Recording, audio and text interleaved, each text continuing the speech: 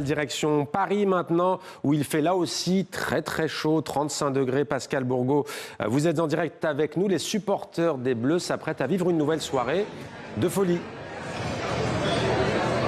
Absolument, Mohamed. Et regardez, Paris s'est transformé en une grande fan zone. C'était le souhait du nouveau maire de Paris, Emmanuel Grégoire, qui a autorisé ses terrasses à être ouvertes jusqu'à 2h du matin. Et certaines zones de la capitale, certains quartiers ont été transformés en zone piétonnière. Alors, il y a quelques minutes, nous avons fait la connaissance de deux supporters qui sont là à côté de nous. Alors, bonsoir, merci d'être avec nous.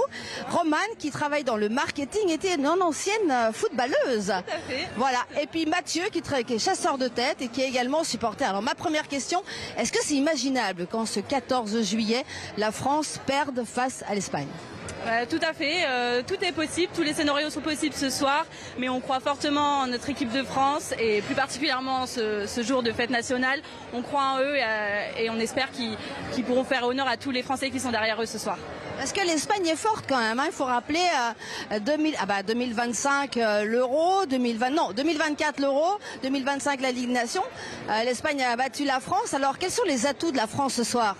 C'est une équipe aujourd'hui qui a été remaniée, qui est un petit peu différente. On a surtout une attaque qui est exceptionnelle aujourd'hui. C'est ce qui se fait de mieux dans le monde, que ce soit en club ou en équipe nationale, avec donc les 4 mousquetaires en face, avec Dembélé, on a Barcola, Doué, on a Mbappé, on a Olysée évidemment.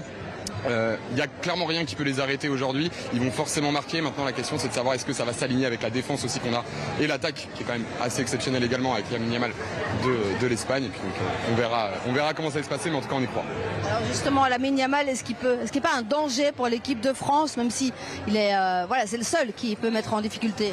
En effet, Lamine Yamal est un joueur très redoutable, mais pour l'instant, il nous a pas encore montré qu'il était rentré complètement dans son mondial. On l'a vu contre la Belgique, donc si notre latéral et notre ailier arrivent bien à le bloquer, il n'y a pas de raison qu'il nous cause plus de tort que ça ce soir.